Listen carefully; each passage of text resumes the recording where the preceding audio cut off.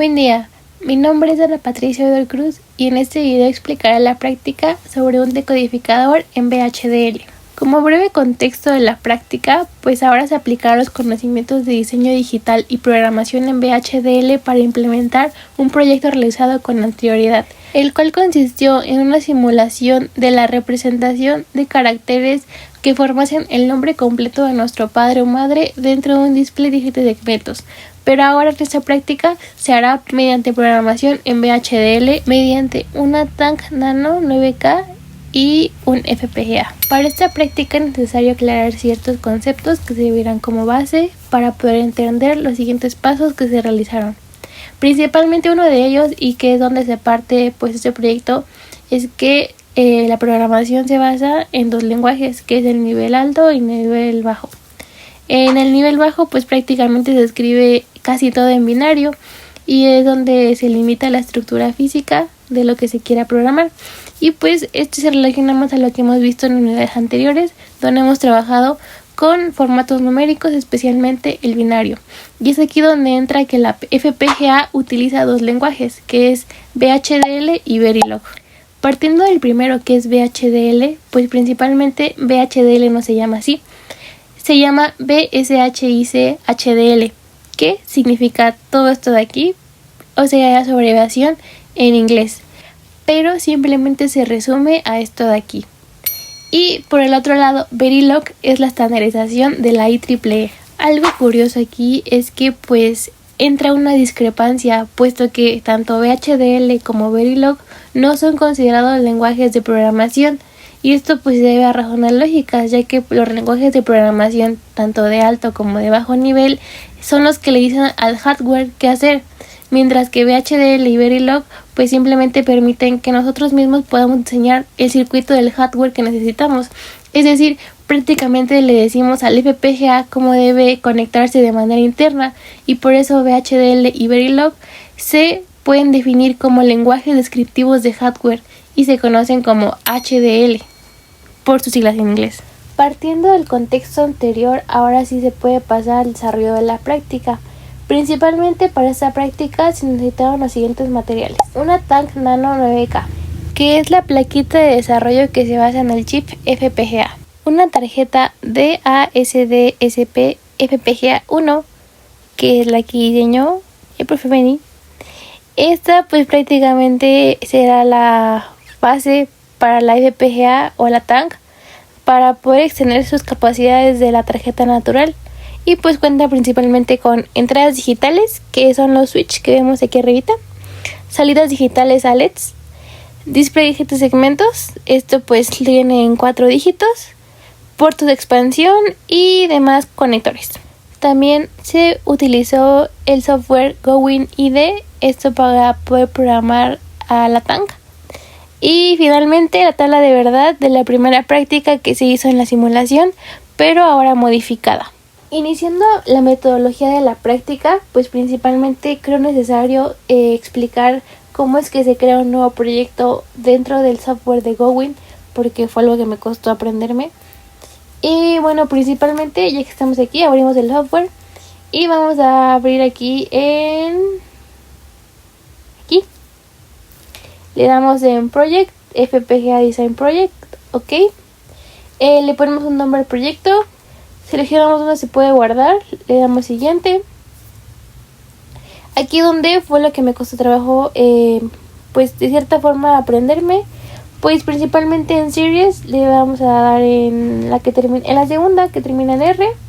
En Device va a ser el -9, en Device Version va a ser en C, Package va a ser el último que termina en P, en Speed va a ser 615 y pues la primera que sale, es la segunda, esta, y le damos siguiente y Finish y listo. Y se puede volver a comprobar aquí si metimos bien la configuración. Aquí está el 9 en C, Package igual es el último y C615 y el segundo. Ya que se generó el proyecto, nos podemos posicionar sobre el nombre del proyecto, damos clic derecho y le damos en New File para poder agregar lo que sería pues nuestro archivo. Y cabe aclarar que aquí debe ser en VHDL file para poder programarlo para la tank. Posteriormente esto pasé a explicar lo que es la estructura de mi código. Principalmente se basa en tres: en importar la librería, en generar la entidad y architecture. Principalmente pues la librería que se usa es IEEE. Aquí se manda a llamar. Posteriormente esto se crea el entity y yo le puse el nombre pues name. La primera línea de código dentro del entity, de las tres que contiene, la primera es para el vector de entradas. Este vector de entradas pues eran prácticamente los switches que controlan tanto la simulación como el encendido de los segmentos. Estos pues prácticamente yo los definí en 5, ya que para el nombre de mi mamá pues con 4 no se completaba y tuve que poner 5. Este es un vector y se define pues de 5 bits. Entonces pues va a empezar, bueno, tiene que llegar hasta 4 empezando desde 0. Entonces sería I0, I1, I2, I3 e I4, que serían las 5 entradas. Posteriormente ese va a ser una salida. Esta será pues principalmente el cátodo. Y aquí donde cabe aclarar lo que dije en el inicio, de que la tabla de verdad iba a ser modificada, ya que en la simulación se ocupó un display de 7 segmentos pero de ánodo común. Ahora en este proyecto pues el display que se ocupa es de cátodo común, es decir que todas las sierras de los LEDs están conectadas, y ahora para encenderlos va a ser con un 1 lógico y para apagarlos con un 0 lógico. Entonces tiene que prender el cátodo del display que queremos ocupar y pues esta va a ser una salida. Y esta sí va a ser de un bit, no va a ser un vector, porque pues solamente va a haber un cátodo, que pues es el común para todos los LEDs. Posteriormente se tiene el vector de segmentos, que igual va a ser una salida. Esto pues para cada segmento dentro del display. Y como son 7, pues se va a definir de 6 empezando desde 0. Entonces sería sec0, sec1 y así sucesivamente hasta el 6. Y cabe aclarar aquí lo que nos dijo el profe, que el último dentro del entity, no importa cuál sea, pero siempre el último no lleva punto y coma. Dentro del architecture pues se definió más que nada lo que se quería hacer con la tank. Aquí pues prácticamente se escribió carácter por carácter para formar el nombre de mi mamá en binario, y posteriormente para encenderlo en las salidas o en los segmentos. Esto siguiendo la tabla de verdad que modifiqué, ya que pues en la simulación anterior encendía con 0 y apagaba con 1. Aquí pues va a ser al revés.